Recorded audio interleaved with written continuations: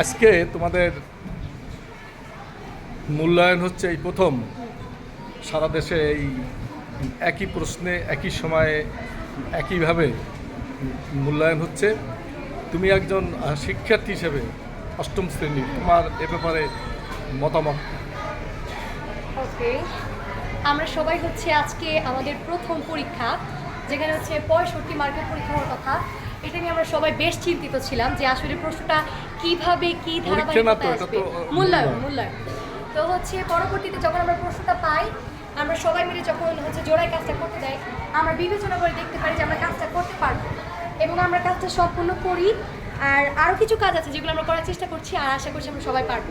আর প্রশ্নের মান আমরা যেরকম ভেবেছিলাম সহজ এসেছিল। হ্যাঁ, ভালো লাগছে? হ্যাঁ, ভালো লাগছে। তোমার কি মতামত?